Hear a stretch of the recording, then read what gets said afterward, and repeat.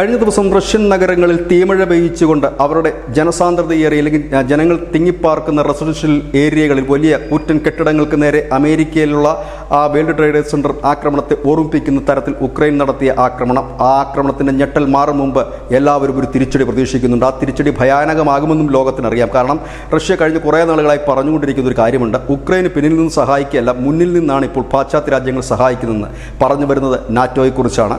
ബ്രിട്ടനും അമേരിക്കയും അടക്കമുള്ളവർ അവരുടെ ആധുനിക ആയുധങ്ങൾ ഉക്രൈൻ നൽകുക മാത്രമല്ല, അത് ഉപയോഗിക്കാനുള്ള സമ്മതം കൂടി നൽകിയിരിക്കുന്നു. അതിൻ്റെ ഭാഗമായി ഉക്രൈൻ ഈ അടുത്ത് റഷ്യക്കെതിരെ നടത്തുന്ന ആക്രമണങ്ങളെല്ലാം ഈ അമേരിക്കയുടെയും ബ്രിട്ടൻ്റെയും ആയുധങ്ങളാണ്. അതിലേറെയും ബ്രിട്ടൻ്റെ ആയുധങ്ങളാണ്. അതുകൊണ്ട് തന്നെ കഴിഞ്ഞ ദിവസം റഷ്യൻ പ്രസിഡന്റ് വ്ളാഡിമിർ പുടിൻ പറഞ്ഞിരുന്നു, തങ്ങൾ അടുത്ത ലക്ഷ്യം വെക്കുന്നത് ബ്രിട്ടനെയാണ്. അതായത് ഉക്രൈനെ അല്ല തങ്ങൾ ലക്ഷ്യം വെക്കുന്നത് ബ്രിട്ടനെയാണ്. ബ്രിട്ടൻ്റെ തലസ്ഥാന നഗരി പോലും ഞങ്ങൾ ചുട്ട് ചാമ്പലാക്കും. ആണവ പോർമുനകൾ ഘടിപ്പിച്ച സൂപ്പർസോണിക് മിസൈലുകൾ തങ്ങളുടെ പക്കൽ ഉണ്ട് അത്തരത്തിലേക്ക് റഷ്യ നീങ്ങുന്നു എന്നുള്ള സൂചനകൾ അന്താരാഷ്ട്ര മാധ്യമങ്ങൾ നൽകുന്നുമുണ്ട്.